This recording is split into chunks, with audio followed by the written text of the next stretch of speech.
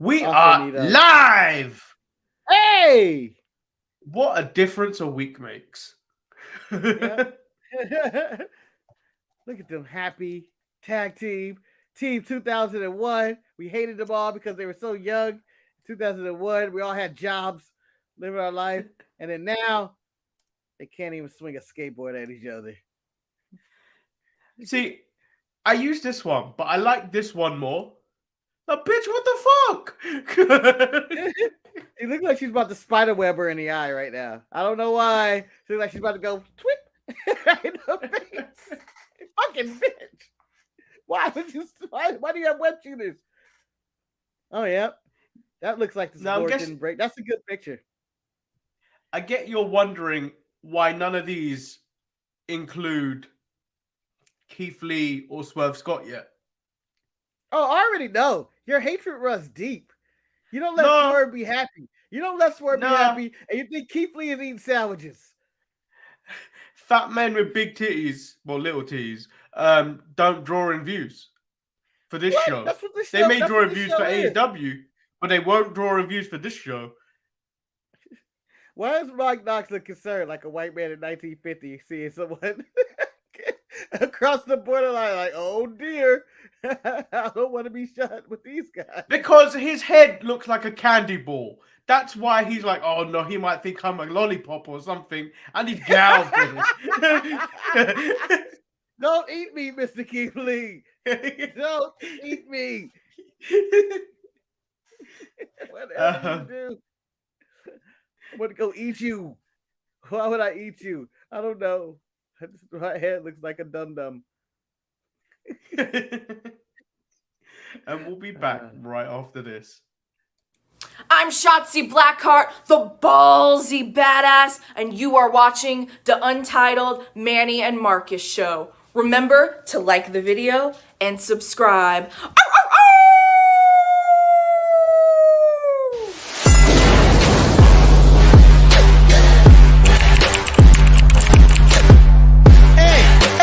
Hey! Oh! Check out the Marcus and Manny show. I hate you both right now. You guys are ridiculous.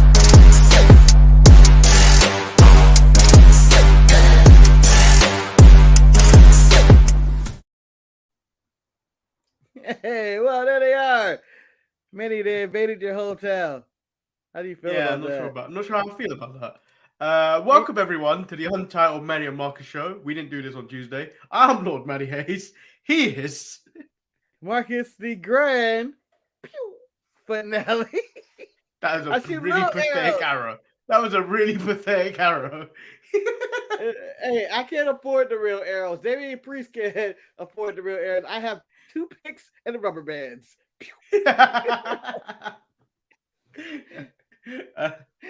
So how are you doing today, Marcus? Shit and fucking a lot of bad language, but a good overall. So nothing good according to, like Marie said, what's good family. So according to what you just said, nothing good is going on with you. No. I mean, it's not bad. I mean, maybe my expectations of what I want my life to be aren't going as good, but it's not. But whose bad. is? Marcus, whose is? Yeah. If you're watching this show, whose is? Except Maurice, who's Buzz and Cousin show, Slipping and Slipping. Is it Slipping Tripping? I can't. Slipping and Tripping. There we go. Is on TV in Chicago now. Oh, what? Yeah, did you not see his picture? No, maybe I saw it and I just kind of went. It's on the planner. Big moves over there on B-Side Studios. Yeah. Hey, we're next, Manny. We're next. Really? We're gonna get on public broadcasting, and we're gonna be on TV, and we're gonna be like, "Oh shit, I gotta censor myself. We're not TV 14." And I'll be like, "Oh shit!" I said, "Oh shit! Oh shit, bro!" I can't thirst trap on TV. And then start crying. And then start crying on TV. Like, I just cost us money. I said shit. But you can't. Sipping and Tripping on Channel 19, baby! Baby! Oh, Levi had a dose of the COVID. Oh, a dose. It's been going around. It's ready. I think he got it Well, from listening glad to you the recovered. show. Yep, But he got it from listening to the show. if you do one poor take on this show today, you are instant timeout. and Marcus, you say I may be being an asshole by doing that, but I am controlling my narrative. You're EC me, Manny. You're EC me. EC me. He's EC me, and I am Braun one man. I don't know. I don't have anything. Braun just the man. Braun just the man. What do you want to cover first today? Let's do Dynamite, so we can get it out the way, so I can get all this anger out the way, out my heart, and I can go into NXT, whereas I know that's my safe space where I can watch Trick Williams and Carmelo just hang out at the pool and random other thirst trapping. Because Manny, I think Vince McMahon and whoever, and Shawn Michaels and whoever that NXT brass is, are a bunch of thirst trapper Joneses. They will be your goons in a movie, or you work for them as their goon. I feel like so what you don't know is me and Marcus were talking about how I would destroy the Batman before. Wait a minute. I never said you would destroy the Batman. I said what would be your strategy of coming at the Batman, and I never said you would win, Manny. In fact, every single scenario I have to come up with new ways how you will blow it. No, I said I would cancel him by taking pictures of him doing blackface, which I had created, which I painted his face black. Yeah. So you would have to find his identity first and go through Wayne Manor and security and just really catch him slipping. You got to catch him on a real bad day. And you got to, and Batman and the people of Gotham City will have to not believe the Batman statement or fake his apology that he plans on giving with the commissioner. They will forgive the Batman. I don't care what giant titty you're driving into Gotham City. Oh yeah, that was also something. The titty mobile. Yeah, you'd be thirst trap. Basically, Manny was Thirst Trapper Jones, the villain in Gotham City, and his plan was to thirst trap Batman. No, but knowing that Batman will bring members of the Bat family, such as Batgirl or Catwoman or something like that, he will resist the thirst trap because they were like, Thirst Trapper Jones is involved in this, and Batman's gonna be like, what? Damn it, Batman! You were the whole point. I had you. The whole point going after Batman is just so we didn't have to go to work. Yeah, he tried to. Manny's plan. Yeah, that was the main plan. Is that I was like, I need another pandemic. There was only one way to do this. How villains are created, and so this is like that would be our plan. We need another small pandemic where no one dies. It's just one of those like we all gotta just go isolate ourselves for 2 weeks and just kill it, like Jay Cargill, and just cut the shit that we don't want to do. Just saying. So let's get into Dynamite. So it kicks off with Orange Cassidy versus Wardlow, which I didn't know was happening.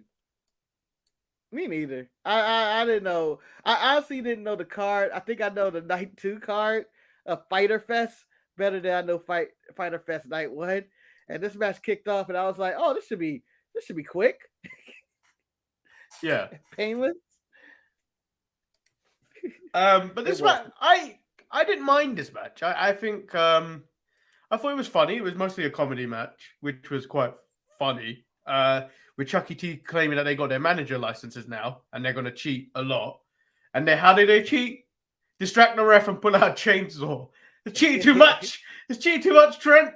You went too far. So I'm in agreement with you, Manny, that I did laugh when they said we're just going to cheat. That's what's going to happen. And the admitting that they're going to cheat, I did laugh at their antics on the outside, but I stopped laughing when shit got serious and Wardlow looked in danger. And I went, wait a minute. Why can't he take a punch from Orange Cassidy? I mean, MJF put work in him. CM Punk couldn't handle him. All these wrestlers, he beat up 20 security guards. None of them can put a scratch on him. But yeah, Orange Cassidy with one punch knocked him out, and they gave him some DDTs and Wardlow, and they gave him the beach blank, and Wardlow kicked out at 2 barely. I was like, he shouldn't be being beat to the inch of his life by this right now. No But- slip ups or anything. He almost lost. But this was largely a comedy match, which I felt like opened up a bit more of Wardlow. Like Wardlow's just not one dimensional. Like he's just that guy that takes out everyone. Like there's a bit more to him. So that's what I saw from it. It was like it I just wanted made one him seem a bit more of a character than anything else. And a bit of a personality. He didn't come off personality. It was everybody around him that came off personality. He just walked around and was like, huh? What? I'm a dumb idiot and all this. I couldn't imagine Prime Batista letting this happen to him, or Goldberg, or Brock Lesnar today, yesterday, then, now, forever, or whatever. Brock Lesnar. He's a dominant force. You don't let this happen. You don't let Orange Cassidy land a beach break on him and he kicks out at 2 and he's getting his ass whooped. He was a dominant force, damn it. And they ruined him. For what? For what?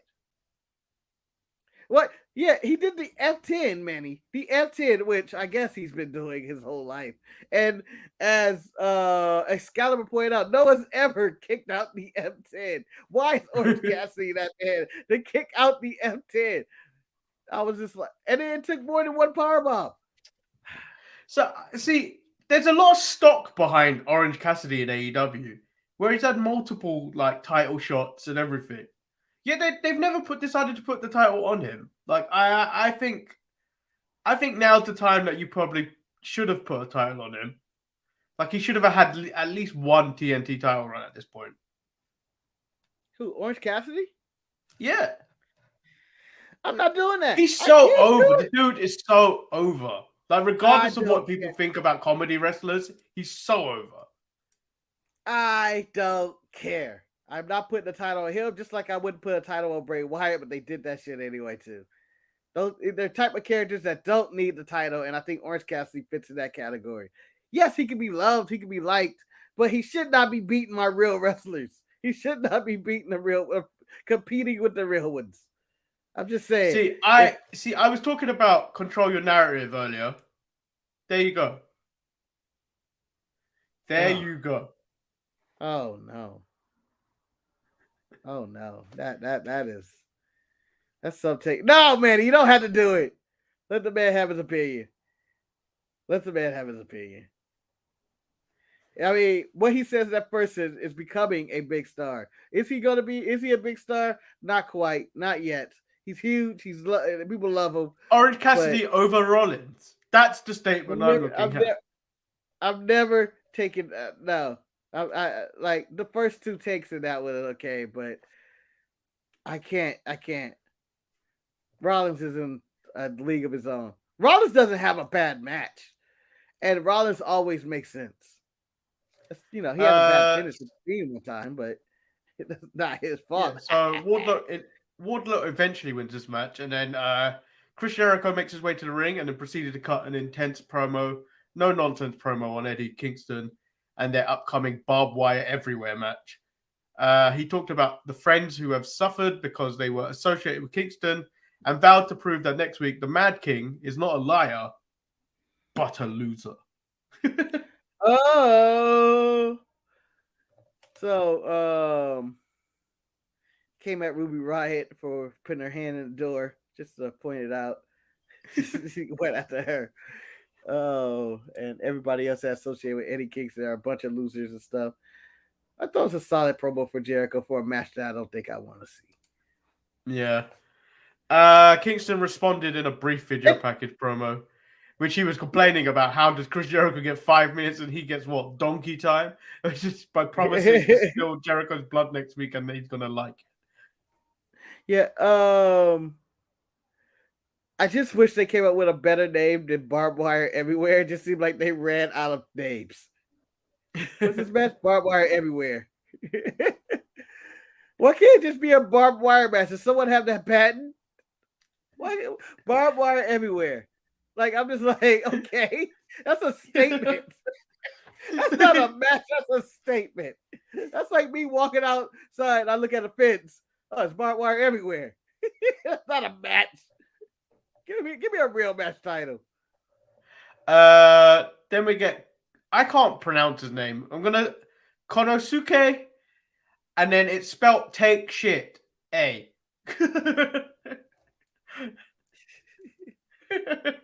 His name is not Take Shit A. I take shit A. Oh shit. There's something like Takeshi Takesha or something like that, but I don't know how to say it properly. Versus John Moxley. I don't know. Was this for the interim title? This was a eliminator match for the interim title, which I'm 100% disagreeing. If you're an interim champion, you're an interim champion. You should not have non-title matches. I'm just saying. It sounds ridiculous that you're an interim champion, which means you're not the real champion. And you're taking non-title matches. That means every match you take, John Moxley, is technically a non-title match. It is an interim title match. So if he would have won this match, Manny, and that's an if, and he probably wasn't. It was never in the cards. But I would crown him as my new interim champion. I mean, that's what happens. You're an interim champion. You can't have. What did you think of the match? You can't duck people. What did you think of the match? I really enjoyed it. I thought it was okay, and I hated the blood. I was like, it's not. Yeah, no. I thought that didn't need blood from either of them. Yeah. It really didn't need blood. I think if TK's smart, they could make this guy a star on the American scene. Like he's a star in Japan from the way they're building him. I've never heard of him. But if TK was smart, he could make his own Rainmaker with him. Yeah. Okay, Manny. Levi has sounded it out for you. Take a Sheeta. Takashita. That doesn't sound right. That's not how they were saying it. It's like take Sheeta. You grab her by the face and be like, ah! Take Sheeta. Oh no. Did Christian Cage come out? Spoke absolute truth about Brian Pillman Jr. Well, he went after the low-hanging fruit, and I'm like, is this Christian's new gimmick? Is he gonna come after everybody's dad? Everybody's dead dad. What is he, a third-grade Batman villain? Yeah, Marcus, I need him to come on to SmackDown this week, and then cuss out Natty and Tamina. Your dad's dead. Oh, I'm trying to think of other top wrestlers' dads who's dead. Rollins, your dad never wanted you. You were up for adoption. He's dead. Then we get Luchasaurus versus Griff Garrison. This match was pretty much over very quickly, where Luchasaurus ended up chokeslamming Griff for the win, and then he chokeslammed Griff through a table, through Brian Pillman Jr. Yeah. And I saw a line that some people was like, oh, maybe this is the start of a push for Brian Pillman Jr. No, he's trash. So he's in the same category as the Dominics, as in Brock Anderson and all these other sons that have come up and I think have nothing. Nothing. I'm even gonna put Samoa Johnson in there because I don't even know. She hasn't even had time to even get on TV, and I'm throwing her in there too. Then we move into Jake Hager versus Claudio Castagnoli. The match is fine. I just don't care about any match that includes Hager. I just don't care. He doesn't care. Why should I care? Yeah, and I'm so sick of him touting his undefeated MMA thing. He loses every week on Dynamite. I don't remember the last time he won a singles match. Ever. He wins tag matches when other people are involved, but Jake Hager never wins. So I'm trying to build me up. And don't build me up on Take a Sheeta. I know we're saying this wrong. If his record on AEW television is 6-4, by the way, 6-5 now, he has almost a 500 record.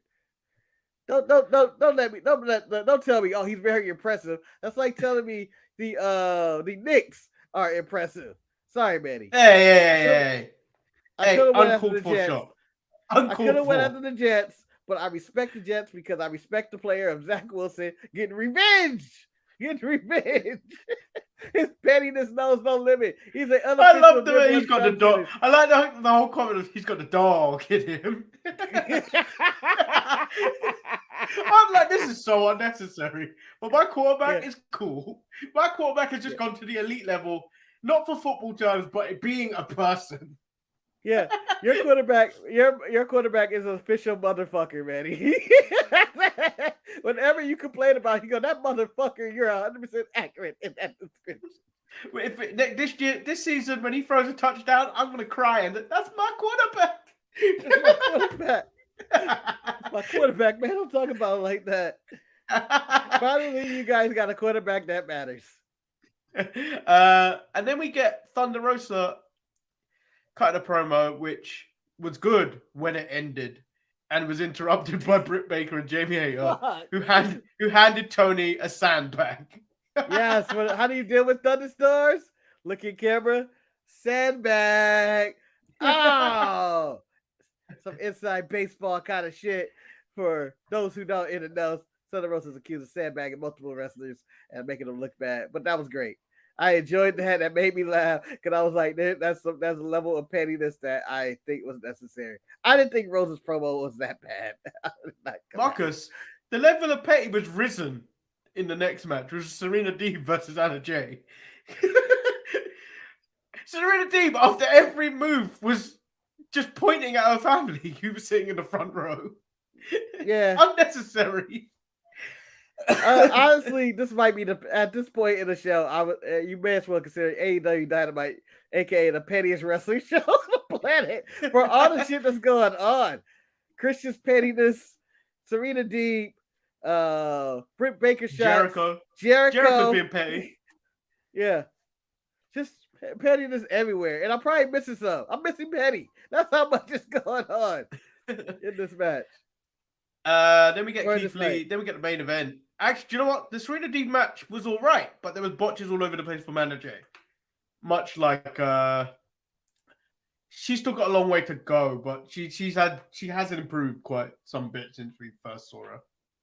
This reminds me of a lot of the natty matches, but it's probably a Serena Deeb match in which it seemed like she's training with probably Anna Jay, and she's like working with her on stuff. And you come out, you do this. It's like, here we go. It's time for the big show. Ah, shit. Just mess it up. Yeah. Then in medical, Tay Conti tells Anna Jay she needs to make better choices about her career. 100% agree. That's her penny right there.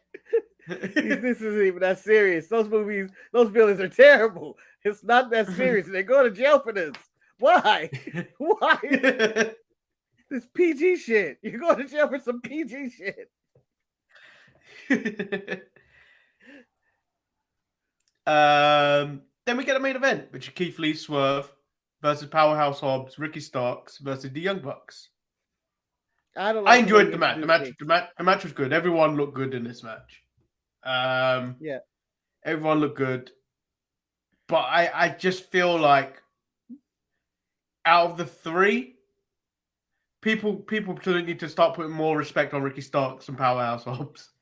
So more, and I'm saying that because I like Powerhouse Hobbs because I think he should be one of the guys for their future. But they've got a diamond with Ricky Starks and they're not doing anything proper with him. Yeah, and that's what I'm going to say. And Manny, the way you introduced this match should have been the Young Bucks versus Swerve in their glory against the real people who should have won the title, Ricky Starks and Powerhouse Hobbs. I thought they would have did wonders with it. Fuck the FTW title. It is not recognized. It's not a real title. Ricky Starks with a real title and the mouth that he has, the promos he can cut with him and Hobbs as tag team champions would elevate that title. And I think they would have been proper foils if they were to go after like FTR or if they even would have feuded with Swerve House for these titles. I thought that would have been the better angle. But again, the match was expected to be really good and entertaining. It would have been really good. But yeah, so no Marisa way that match was going to be Starks bad. is a gem. But yeah, I definitely don't you think Team Taz would have been better in the WWE? They're great fits there. Yeah, but like, you know, when you look at AEW and that the fact that Ricky Starks has been there since the start of the pandemic, you should really be putting more stock in him. Like, he had a great match with Cody when he came in. Cut great promos every time and then has decent matches. Like, some are more better than the others every week from whenever he's on TV, but like, he always delivers. And he's probably made Powerhouse Hobbs a better wrestler in that process, but just being with him. And then this is how good Ricky Starks is. Team Taz is dead in the water. Dead in the water has been dead. The only reason it works and the only reason it exists is because of Ricky Starks' charisma right now. Because Cage is gone, Hook's not associated with him, Taz doesn't even come out with him anymore. But yeah, well, he can't. He's on commentary now. Yeah, but you know what I mean.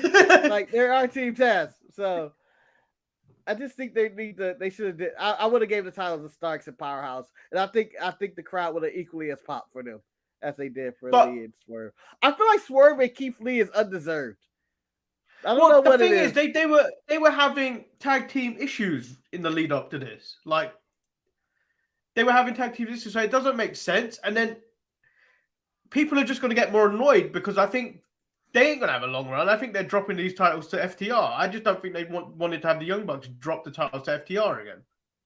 Well, the whole thing was the Young Bucks weren't supposed to be champions anyway in this scenario. It's because I almost said your boy. It's supposed to be the Hardys. It was supposed to be the Hardys originally. And they were probably going to drop it to somebody. And maybe they were going after FTR or whatever the case was going to be. But I just think the better decision was Hobbs and Starks. I really liked them as a team. And I feel like Keith Lee and Swerve just got it. And, you know, I'm not normally one of these, AEW just put the title on because of the ex-WWE guys. But I feel like this was I got to give it to the ex-WWE guys got a title for no reason. I think like I generally think it's that they're receiving criticism of the handling of Keith Lee. I think that's what it is. I think if you look at it, Keith Lee is a big deal, and he hasn't really seemed like a big deal in AEW so far. Since his debut, he had a couple matches, and then he was instantly like tagging with Swerve, and so he hasn't seemed impressive one bit. So I think this is one that I think it felt like it was almost like fan service in the sense that like we need to make Keith Lee look like something and then obviously take the title, give him 3 months and take the title off him and then put it on someone else. I generally think that's what it is. I think there was criticism to make him look like a monster, and he's not. Yeah, they were also teasing breakup. Earlier on this one, and you know we still may get some of those teasers and all that.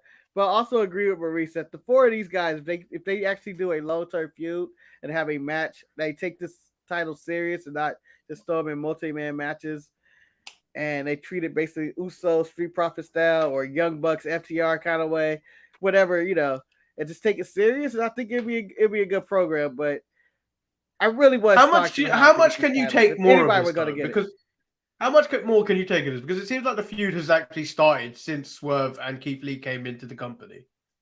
Yeah, and I don't think it's going to go long because the fact that, you know, they just won the titles. The next probably big defense will be at All Out, probably against Starks and Hobbs, but I don't see them losing the title there either. But Starks Keith Lee and Swerve remind me of, what if Dawkins could wrestle with the Street Profits? You have Keith like, we have stars here. So they also announced All Out, and it's sold out at this moment in time. That I don't think that took too long to sell out either. No. It's Chicago. They eat that shit up. It's quick. I don't care what I can put on a wrestling show and I can get 100 people there in Chicago and they don't even know who the card is and they don't know who I am. That's how much. No, the real question is the number one spot for wrestling. The real question is that failed Wes show in the UK in Nottingham, the 10,000 seater arena.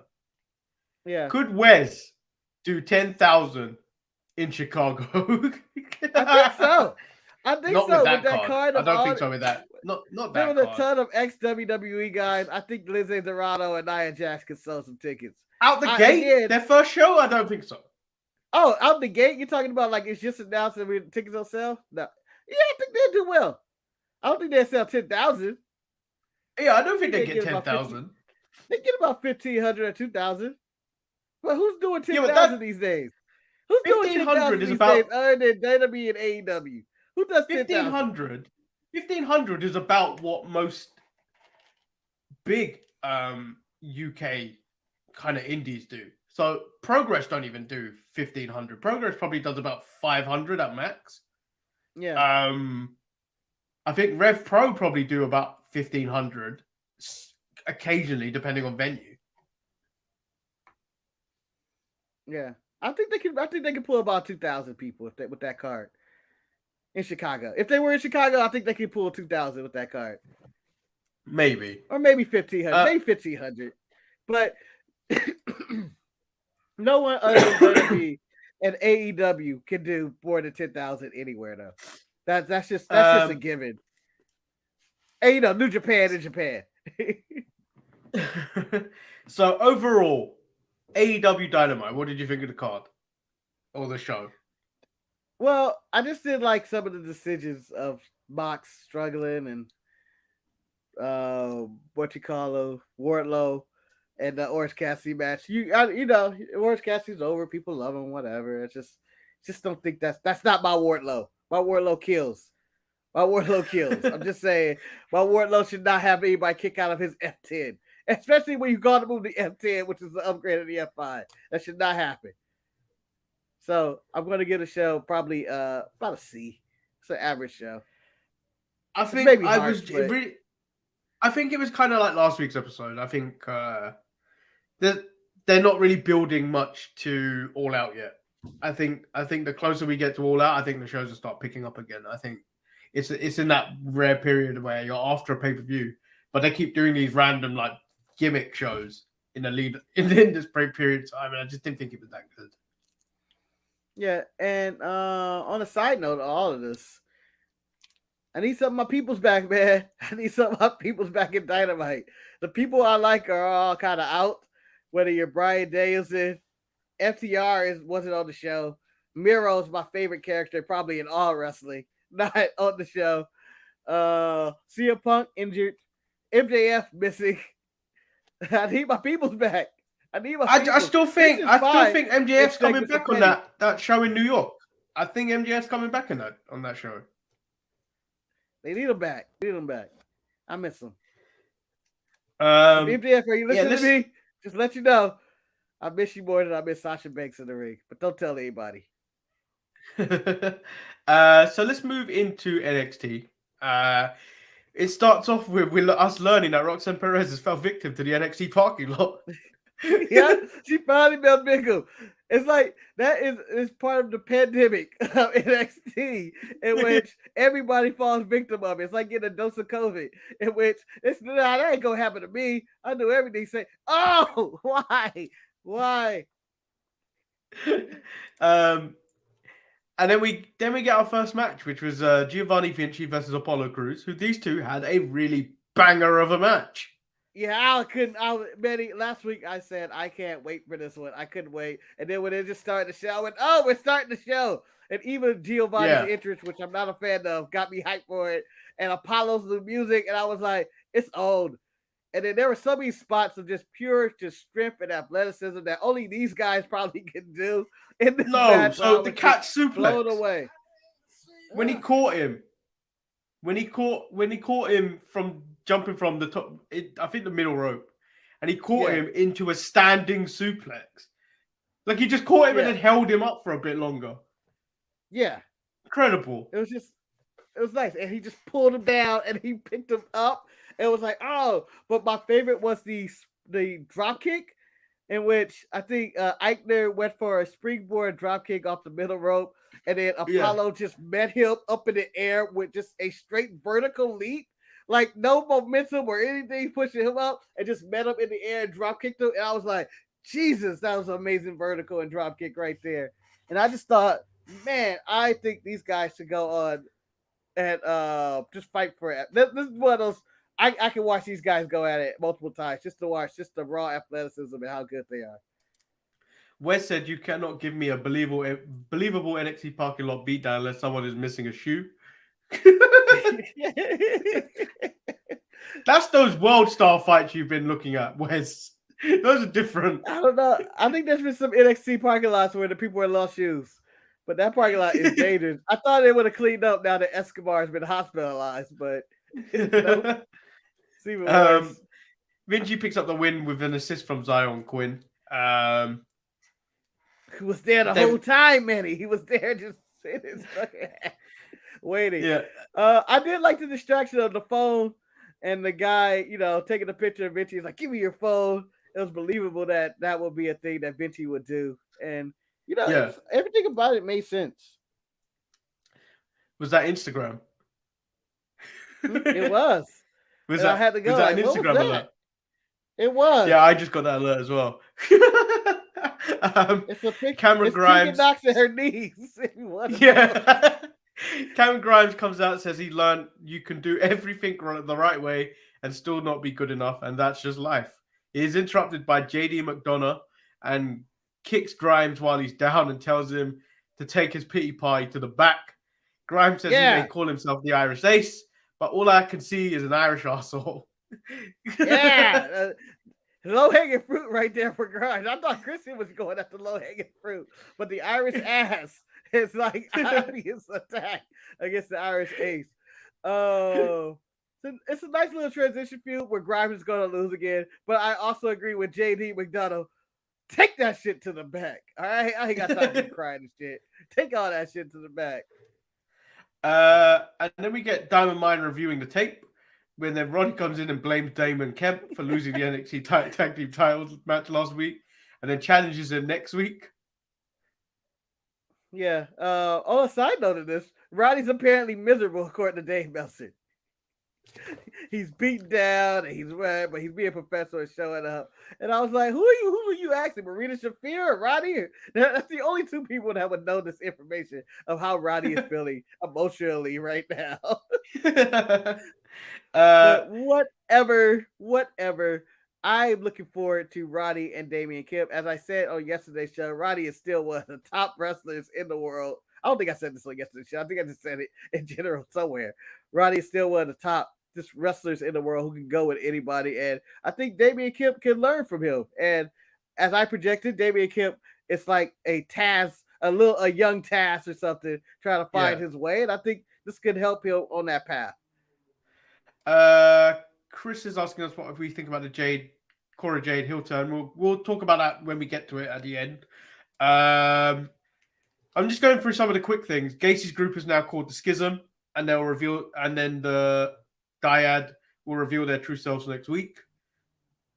If I'm right, you're right. I feel good. You're right, Manny. I'm already going to tell you, you're right. When you're right. Okay. I don't even know why we get to celebrate Manny's righteousness next week on the show, live on air, when we will celebrate that Manny was right, and that is GYV, pretty young thing. I don't know why I feel like that. Michael Jackson.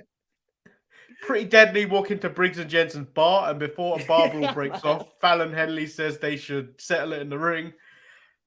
What were they wearing? I don't know, but I died laughing when they came in like it was a Western. And I hope this doesn't offend anybody, but they came in like a bunch of gay cowboys in a saloon in a Western. Like it was so flamboyant. It's not like it's a bad thing. I'm not trying to say anything. It's just the way the depiction of their outfits were ridiculous. Going in there, like, y'all looking for a trouble. Y'all looking for fight. It was very Zoolander. It was very Zoolander. Yes, that's probably the better word. It was very Zoolander. We got Kate. I want to call Jensen and Brooks posers, though. Posers. Shots for everybody. They were like, "Oh, round on me," and yeehaw. But when you own the bar, that's not anything special. You already own the drinks. Get out of here. We get Caden Carter versus Tatum Paxley. This match wasn't actually that bad. Like it could have been way worse. Paxley steals with a unique roll-up. Yeah. I'm upset. I thought, Caden Carter was going to get this win. But they're just leading to them snapping, right? Canizaro and Chance and Carter just going to snap in frustration. And I can't wait for it. Yeah. Sanga versus Duke Hudson. This starts off with Sanga and his ladies reviewing Sanga's cannonball last week on landing on These Duke. people are intolerable. At this point, I rock with Sanga. I think Sanga has something to him, and whether it's in the ring or a look and all that. But him and them ladies watching videos of him going cannonball, I found nothing amusing about that, and I feel like, man, this is some bullshit. This is when you're surrounded by yes men, and they're telling you, yeah, that's hilarious. Those women were hoes and thoughts and paid to be there. During this match, I've never seen this done before. Duke Hudson went to pull some hair, not just Sanga's like hair, but like his body hair, his chest hair. I've never seen that happen before. And Sanga's one hairy dude. Yeah, most people shave. So like Albert was like the hairiest man in wrestling at one point. No one's ever attempted to him because everybody in wrestling's kind of clean shaved, and Duke Hudson with strategy right there. He needs to leave NXT and join the Maximum Male Models, which is by the way, greatest gimmick ever. It's great. The online of it has become incredible. Yes, the applicants. Are you in a gaming chair? I can't take you serious. Like just all this stuff, just the ripping people of Max Dupree on each applicant made me want to put my application in and just be like, here it is. And just have them rip me. Just great. So Sanga wins with a choke slam, and Sanga actually looked all right in this match. Sanga's good. Sanga is good. He's a good big man. Like, of all the people that WWE are pushing with size right now, I think he's probably one of their better ones.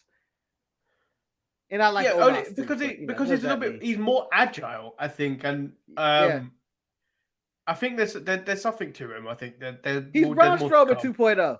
He's Braun Strowman. Yeah. No, he's not. He's not. He's about Braun Strowman. Goldberg. He's Goldberg. He is Goldberg. Look how he's dressed. He's not. He is Goldberg. He's dressed in Goldberg tights, but he's Braun Strowman. He's Indian Goldberg. He is Indian Goldberg. He's Indian Braun Strowman, and I fight this to the grave. And then as we're fighting, Sanga has just been released by WWE. What the hell? For budget. Why? And then we climb out the graves and then find something else to argue about. He's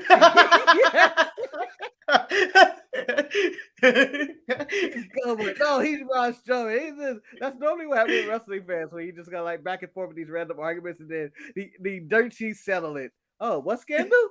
Oh, I never liked him anyway. What? So we get the next match, which was Solo Sikoa versus Von Wagner. The promos before this match between the two were full of cheese. The cheesiness of both of these promos, terrible. This ends in double count out.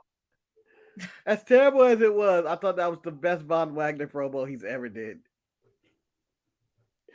And I said that considered this guy his guy at one point. He's nothing but, he reminds me of a young Jack Swagger. That's all it is. Or a Jake Hager right now. That's what he reminds me of. Just a young version of that. And as soon as it's going to be over. They brawled in the outside, and they brawled for about 6 hours in the back. No one could break him up, which led to Mr. Stone, Robert Stone, get thrown into a dumpster where Rhea Ripley had to chime in and be going like, that's where he belongs to. I understand. I feel like he's going to get fired at this point now. I think Robert Stone is going to get fired. Once you get thrown in the trash, you're fired. You tend to be fired after that. No one comes back from the trash dumpings. That's true. I don't know anybody that's come back from the. I mean, Mick Foley and Terry Funk got out of the trash dumpings. Yeah, but they jumped in there themselves. They jumped in there themselves. Different from being thrown in there.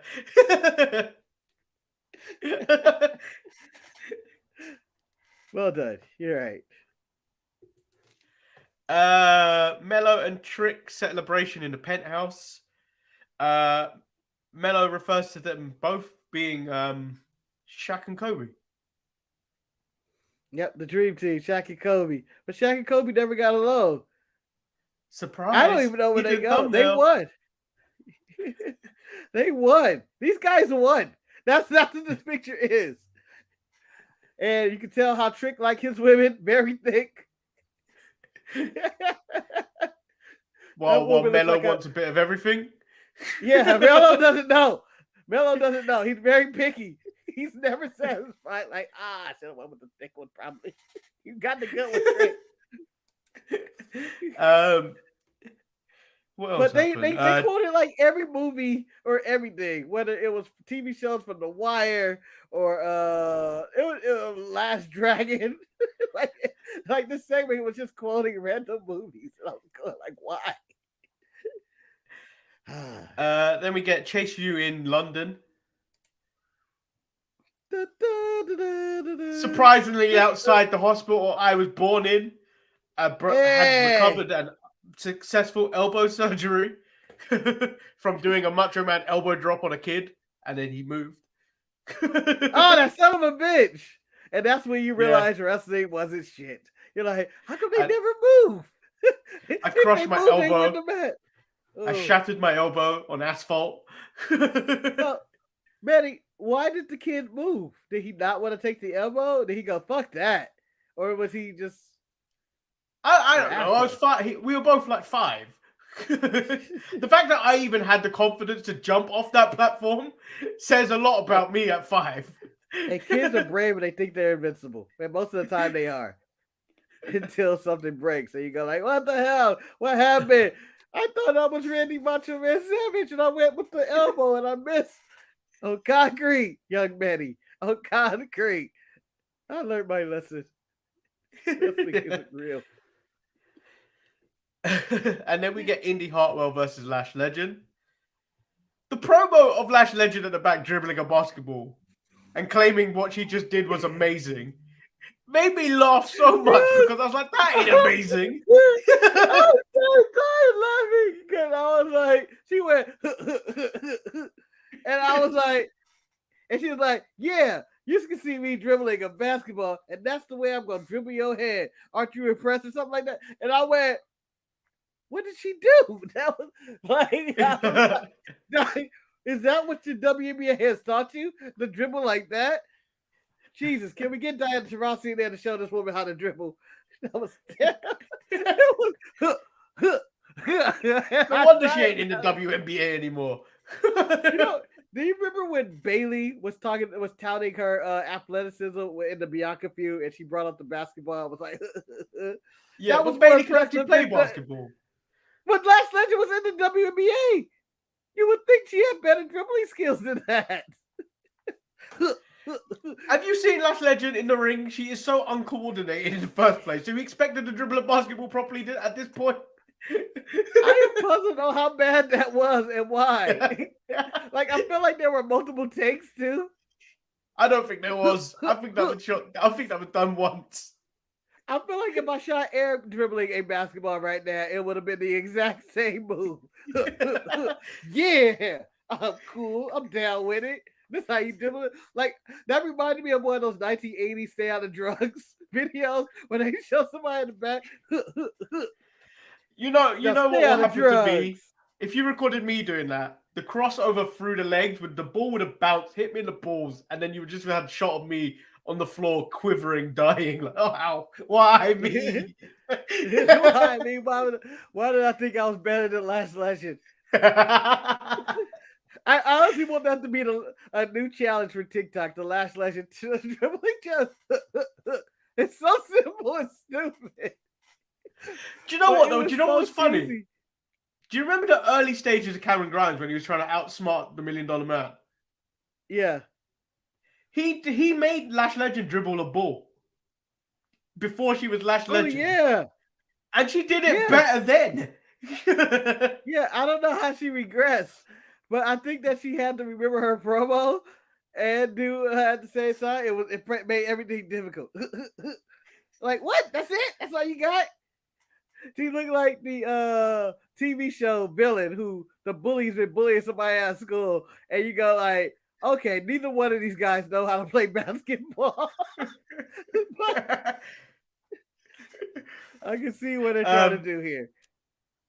So Alba Fire distracts Lash Legend during this match, who has Lash Legend's basketball. Why didn't she like the basketball on fire? She's an arsonist. She's obsessed with fire. Lighting the basketball on fire would have been great for me. I'm just saying, maybe it's toxic in the air to do some shit like that. Indy Hartwell fucks up the ending of this match and then gets some sketchy roll up for the win. Hold on. Let me answer Levi's question. Yes. I watched one on Monday. WNBA is still solid basketball if you watch it. I have no problem with the WNBA. And their dribble handles are much better than whatever last one. If that was Diana Taurasi or what's the new girl? I'm blanking out on some of their names. But the other one, the white girl, if it was her, it would have been amazing. Just saying. Okay. If we're playing NBA 2K, whatever year we're doing, 2K23, let's say, and you got to make Lash Legend, what is her handles value? 65. 65. Third 65. So what's her overall? What's her overall? Oh, because she's out the league. She's about 65. Probably out the league. I got her lower than Russell Westbrook, who is 72 in 2K now. 72, which is, I was like, that's disrespectful. But that's outrageous. Ronnie 2K is outrageous.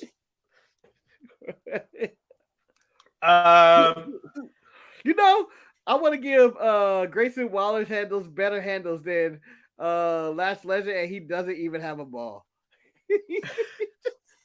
When he's in the air doing his elbow, it is better dribbling than she does with the ball. Yeah.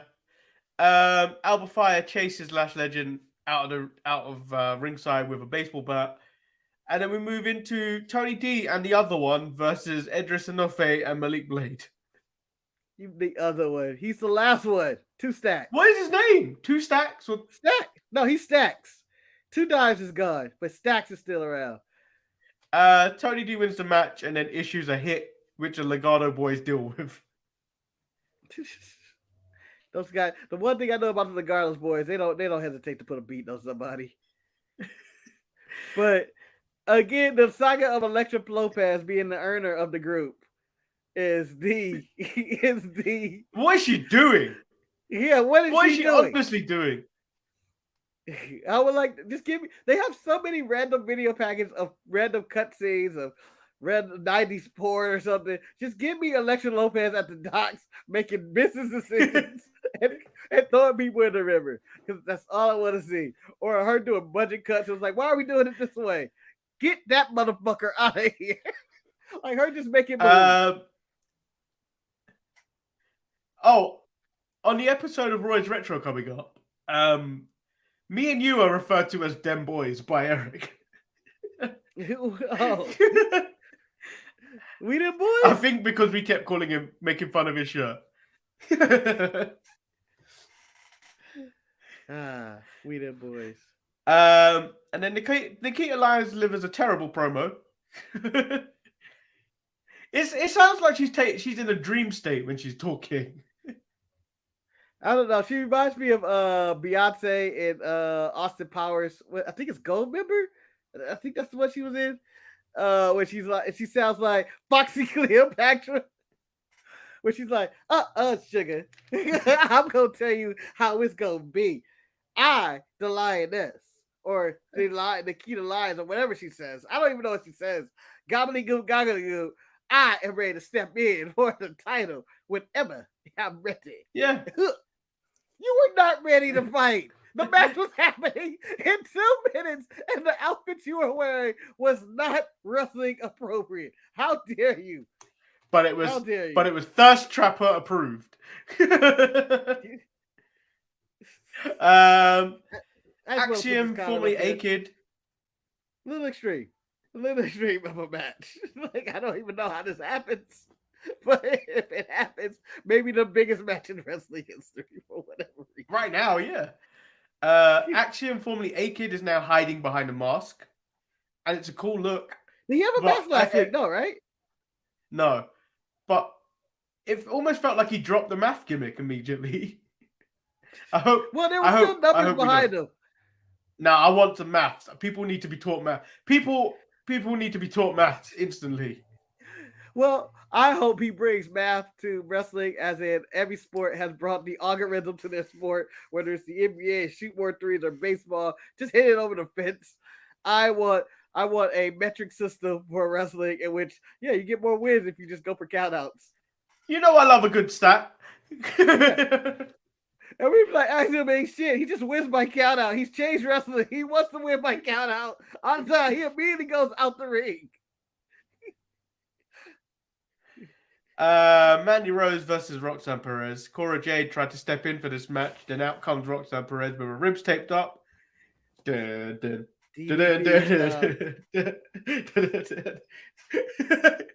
only one person I trust with their ribs taped, and that's D.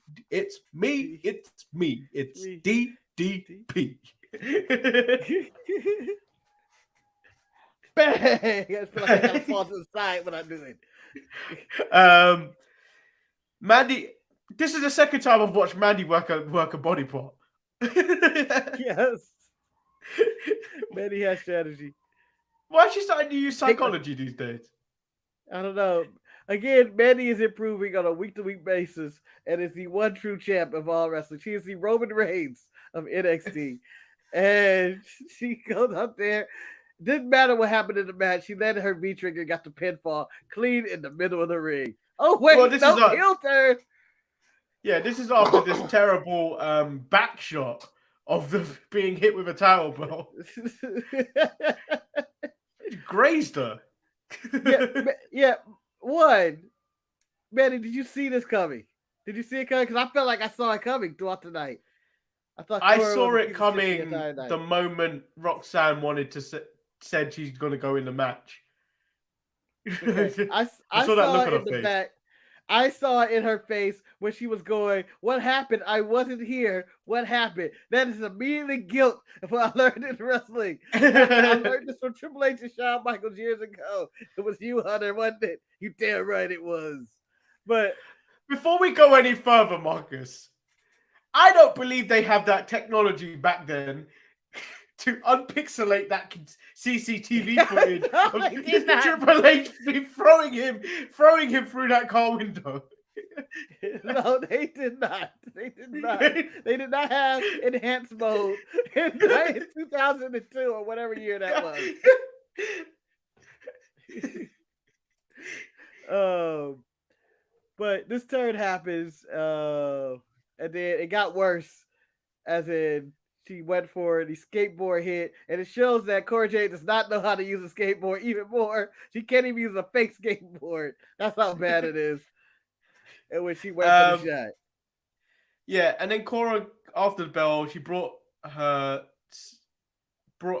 said she brought her and calls her selfish, and then smashes the skateboarder, where she basically misses half those shots as well. Yeah, you can see the frustration going like, no, I had one shot to only do and then walk away, not hit her like 8 times. But the screaming made me think of Paige. Yeah. We could have a new Paige on our hands. Yeah. This is my house. This is Paige and AJ Lee in 2022. This is Paige and AJ Lee. You know, and I guess they're very, very young stage, even though they were very, very young when they were doing this as well. Yeah, but Paige at Cora Jade's age was way ahead of Cora Jade. Way better. Yeah. Way ahead. I enjoyed this more than AEW, to be fair. NXT it's too funny. It's too fun. Like, just when you think they could get less outrageous, Lash Legend goes and dribble a basketball, and I can't stop thinking about it. Going like, why was she so bad at that? I don't understand.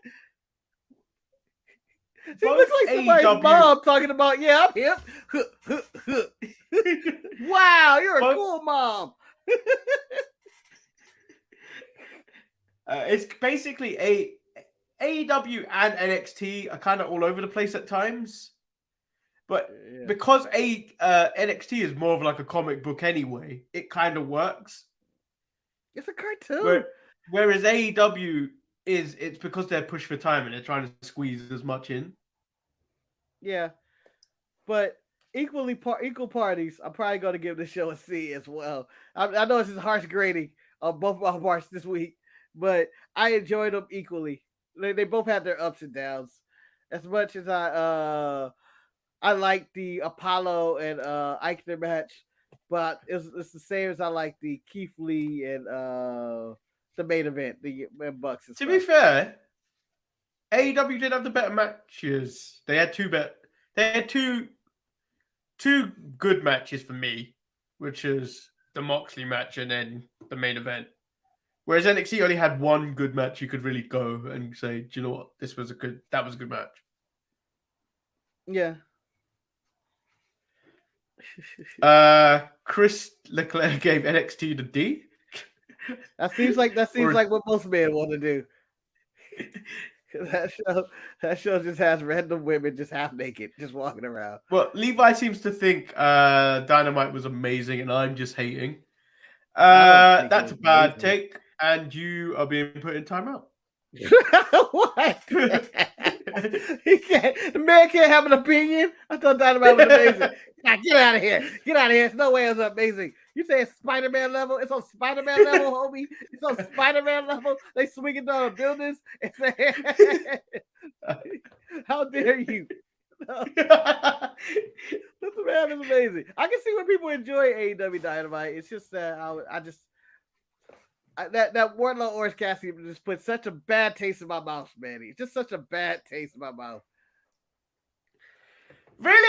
Do you know what? I didn't think that was that bad. For me, it wasn't that bad. It triggered me, and I don't know why. I don't know why that match didn't trigger me. Like I've gotten used to those types of matches. I think they went too far with the kick out of two. And I thought Jon Moxley should have put again, I'm gonna say this wrong, Takashita. He should have put him away with one what you call them, dirty D's or whatever the hell he calls it these days. But it took him a lot to beat someone at 6-4. A lot. Hey, so I was like, they didn't need blood. Chris Leclerc said Dynamite is an A. That's fine. I don't have any problem with people giving it an A. I'm just saying. But, you know. I don't think it was an A. I think it was probably, at most, it's probably a B show. I don't think it was an A, but there you go. Yeah, just said, is Levi in timeout? No, is Levi in time out? He was out of here. Of all the things this man has said, this is the one that took him out. This is the one that took him out. Show. It's the end of the show. You could have had this one. Oh wait, no wait, sorry, wrong one. The world doesn't need a new page. That's what I would have took you out for that one. I would have took you out for that one.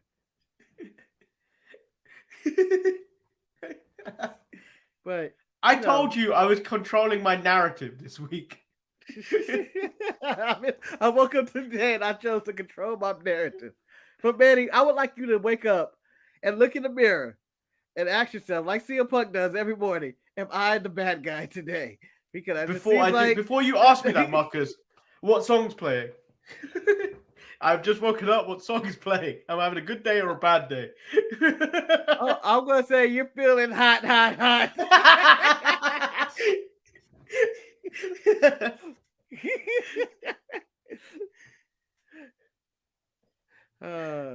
But yeah. He said, "Wait till Levi starts his own Retribution style group and hacks the show. Burn it down, dude. That's a terrible gimmick, and he would hate himself for doing it." Hey, honestly, if Levi asked me to recruit me in his Retribution faction, I would be his mace if he wants. I do nothing. You'd be his mace. Of all people in that group, you would be Mace. I would be Mace. I'd be his Mace in the group. I do nothing. I do absolutely nothing. Wes said he's playing Live La Vida Loca. Oh man, inside out. Banger of a song. I don't care what anyone says. That is a banger of a song. Again, post your just woke up and I'm feeling great kind of song, and Live La Vida Loca probably will come up on a bunch of people. No. So we put two stipulations in this. If it's Pharrell Happy or Wham! Wake me up before you go. You're disqualified. I have no problem with that. I love me some George Michael. Not really? Gangnam Style. Gangnam Style. You do the dance. I imagine him doing the dance to the toilet. Yeah, he just I can imagine you waking up and just Gangnam Style. Hey, sexy lady.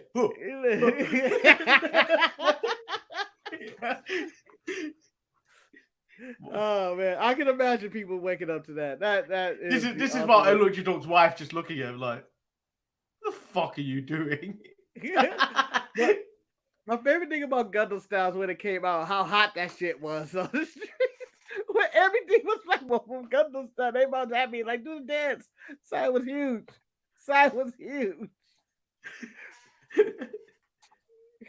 We gotta ask Eric, what is his wake up song? And I bet you it'd be some Backstreet Boys song. Backstreet's back. Why are you hating? Because you know that's my song when I'm drunk. Those are my songs when I'm drunk. That's everybody's song when they're drunk. Because again, we're back again. Everybody loves that song. Chris Leclerc said, I didn't like the heel turn by Cora Jade because they just won the NXT Women's Tag Team Championships last week.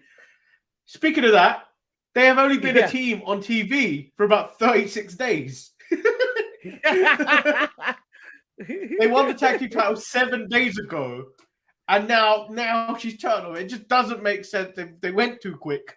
Yeah, they're living a life cycle of I'm trying to think of an animal with a short life, of a fly. They're born, they buzz around for a little bit, and now it's dead. It was quick. They literally sped up Shawn Michaels and Marty Jannetty's feud right away. Like, they got a name last week. And it was just like, oh, this is over. But Manny, if I were to go into Turn on You, and we ended up getting a tag team title shot, and we ended up winning that title shot, I'm still going to turn on you, whether I have the titles or not. Yeah, but we know how we're turning on each other. It's the same way. The failed hot tag. Yes. So I would like for us to both jump off the apron on each other. No, the thing is, I know how we're going to turn after watching Roy's Retro recently. When Taka Michinoku used that hot tag for evil. Yes. And I would still be upset because I'll try to make it work for us the next week so I can just jump off the apron for you, Manny, and be like, sucker. I would still do it. I'd be like, that was a misunderstanding. Let's team up again. One more time. Brothers. Let's work it out. Wait, so how would you do it, though? Would you jump off the apron as you make the hot tag, or would you do it like Gresham did on Rampage this week, where the tag hand was out, and it was like, psych, and then walked off the apron? It's one of those. It's one of those half-hearted. Come on, give me the tag. Give me the tag. Pull it back with the smile. And it's like, and see your face, that despair, and then hop off the apron, slap the mat, and then start cursing at you. You motherfucker, you never respected me. You never respected me, motherfucker. He ain't Muta. You know what my or Tajiri. Yeah, my problem with spinning the miss in my tag partner's face is that I'm afraid I might miss. And they were like, what the fuck is that? Now I got punched in my face with mist all over me. And now who looks like the idiot? They saw it coming. So Alutra also said Eric wakes up to No Diggity. No Diggity. I like the way you work it. That'd be nice. That's a good song to get up to. I know what Florida Eric wakes up to. What's that? Hulk Hogan's theme tune.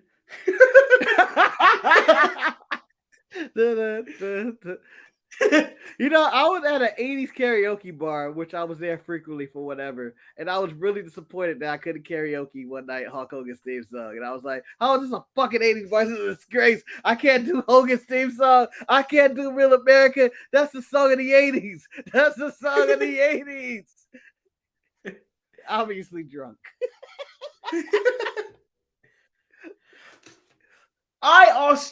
I asked in a KFC drunk when I got to the person serving me at one point for filet mignon.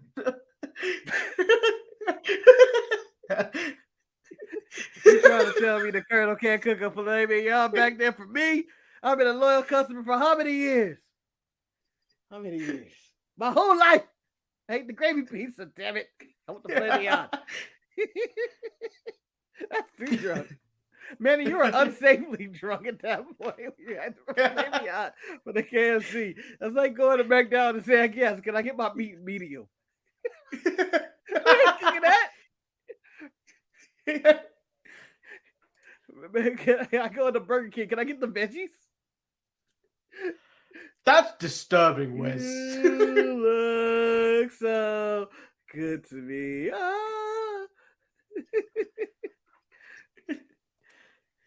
I can see Eric waking up to Primo. Primo!